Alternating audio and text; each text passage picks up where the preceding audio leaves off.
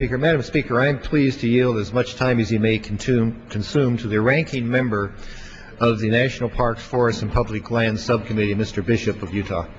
The gentleman from Utah is recognized. Thank you, Madam Speaker, and I thank the gentleman from Washington for yielding me some time. It is with mixed emotions that I speak on this particular bill. This is not the worst bill our committee has ever produced.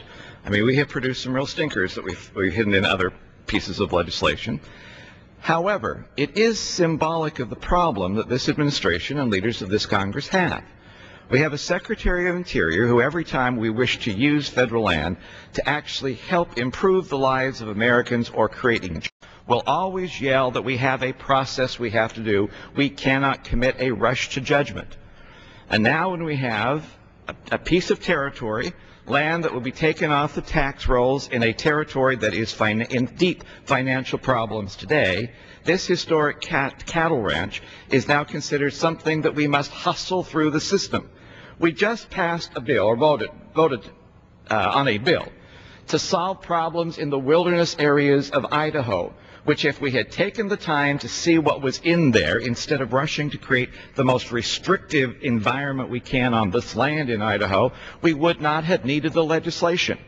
That is why this administration and this Department of Interior has said they want to wait until the study is completed and the process is done.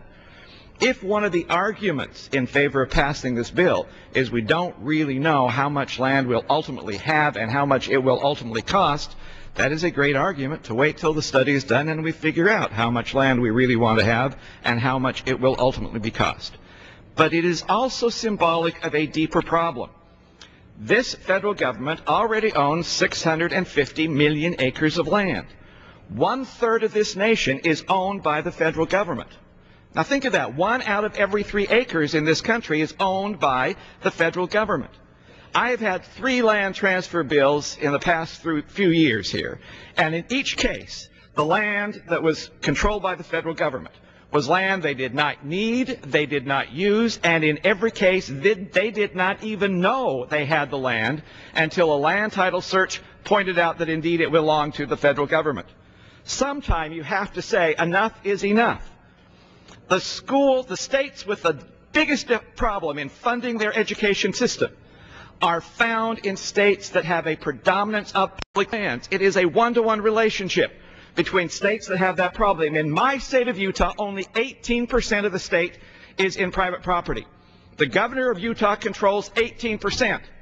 The rest of the state is under the heavy hand of the Secretary of Interior, and both my adjective and noun are appropriate. One of the issues that we simply have here is we will be hearing that we should have a spending freeze on non-defense and non-entitlement programs. They will hear that tonight. Does it seem logical that we should spend up and then decide to freeze? Does that solve indeed our problem?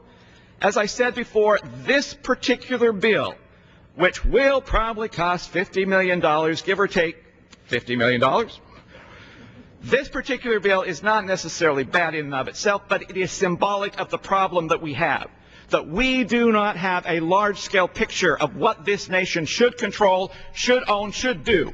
And we are moving in a pell-mell process to try and add more and more acreage under the heavy hand of the federal government. And sometime we should stand up and say, enough is enough. 1/3 of this country owned by the federal government is enough. For that reason, we should at least wait until the Department of Interior has finished their study and the process and